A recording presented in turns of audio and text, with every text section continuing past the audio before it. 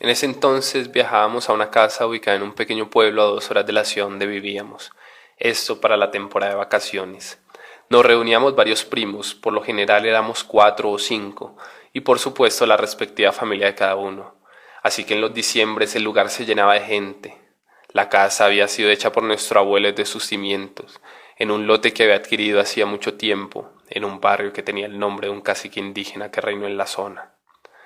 Para la época la urbanización sin embargo era parcial y aún quedaban grandes lotes sin construir, por lo que a veces daba la sensación que la casa estaba perdida en un lugar inhóspito. Mis primos y yo estábamos entrando en la adolescencia y empezamos a tener aires de independencia.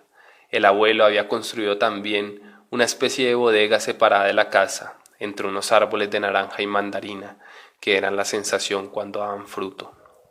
Los jóvenes de la casa, entonces, cansados de dormir en cuartos separados y de tener que hacer silencio cuando apenas estaba entrando la noche, decidimos esas vacaciones vivir aparte, mudarnos a la bodega del patio, que no tenía tampoco mucho dentro, apenas unas herramientas, escaleras, baldes de pintura seca y otras chucherías.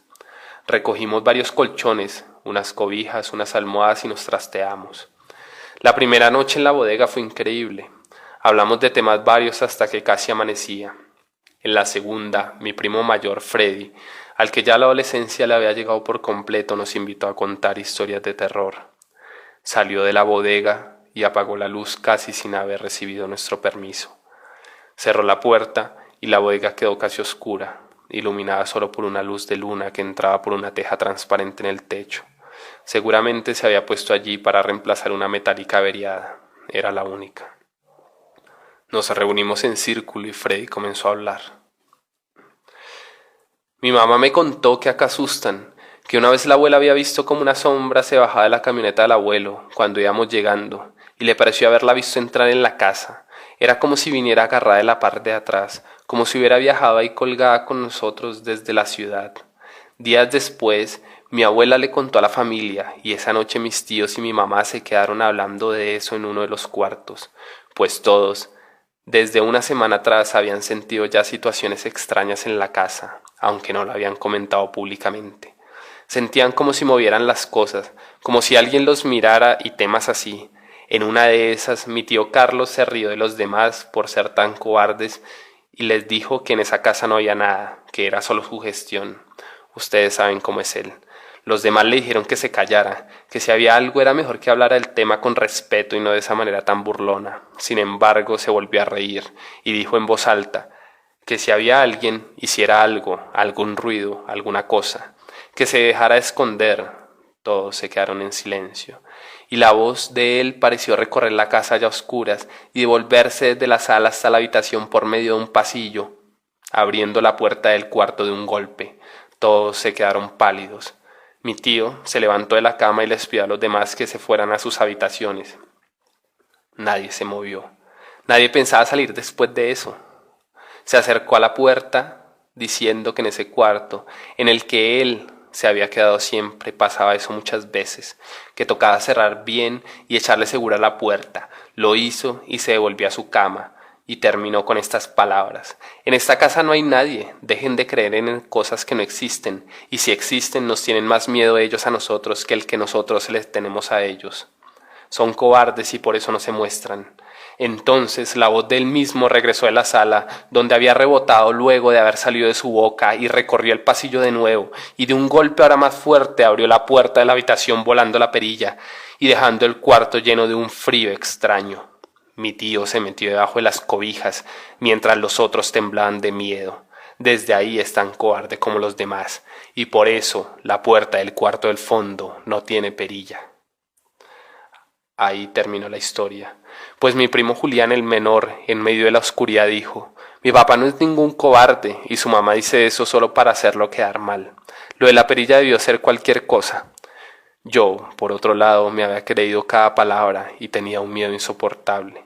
Le pedí a mi primo Freddy que prendiera la luz, y se negó, y dijo: que la prenda Julián, si no es un cobarde como el papá, que salga y la prenda. Por supuesto, nadie se movió. Eran casi las 8 de la noche y ninguno tenía sueño. Cambié el tema y empecé a hablar de la piscina a la que íbamos a ir al día siguiente para evitar peleas y tratar de olvidar el relato que habíamos acabado de escuchar. Era difícil, pues la oscuridad no dejaba volver a mí la tranquilidad. En lo que siguió de la noche, mi primo mayor insistió varias veces con hacer sentir mal al menor por no creer su historia. Lo ofendía, se burlaba de él. Cuando había la oportunidad o cuando nos quedábamos en silencio, se burlaba. El pequeño se defendía como podía, pues aunque sé que quería golpearlo era demasiado grande para él. Freddy ya había pasado la época en la que uno crece en cuestión de meses lo que jamás en la vida. El resto de nosotros aún esperaba ese momento. Cerca de la 1 de la mañana, cuando se habían acabado los temas diferentes a la historia, Freddy comenzó en contra de Julián un acoso sin tregua. A él se unió uno de mis primos del medio y retumbaban las carcajadas en las paredes prefabricadas de la bodega. Impotente, él los miraba en medio de la penumbra. En esas estuvieron cerca de 20 minutos cuando de repente el pequeño gritó: ¡No más! Impotente por no poder golpearlos, comenzó a insultarlos. Se detuvo un momento como planeando lo siguiente y dijo sin titubear: pues que el fantasma ridículo de la historia venga y les dé un buen susto por idiotas. Que lo fastidie a ustedes, que se muestre, a ver si es verdad todo lo que habla este. Los demás nos quedamos en silencio. No tuvo en verdad mucha coherencia lo que dijo, pero sonó casi una maldición, y aún sin perder su momento de cólera, volvió a gritar: ¡que venga! Las luces se encendieron y la puerta se abrió de un golpe como en la historia. Nos vimos ahí, indefensos y de cuerpos temblorosos. Nos permitió mirarnos claramente a la cara por unos segundos y se volvió a apagar la luz. Se cerró la puerta y empezó a escucharse una leve llovizna que fue creciendo, como para darle emoción, como cuando en la música todo empieza suave y después estalla. Nos abrazamos mientras las gotas no dejaban de caer en la teja de lata, cada vez más fuerte. Luego parecía granizo y después simplemente muchas piedras arrojadas sobre nuestras cabezas que se estrellaban ruidosamente en el tejado. Abrazados, temblando y atontados como animales por el ruido insoportable, yo me descubrí a mí mismo, gritando toda clase de groserías sin sentido. Así pasaron cerca de casi 5 minutos. Luego paró de repente, se abrió la puerta y suavemente se encendieron las luces, como si esa cosa hubiera quedado saciada y quisiera mostrar que se había ido. Nos miramos y de inmediato nos pusimos de pie, salimos de la bodega corriendo. El patio estaba completamente seco.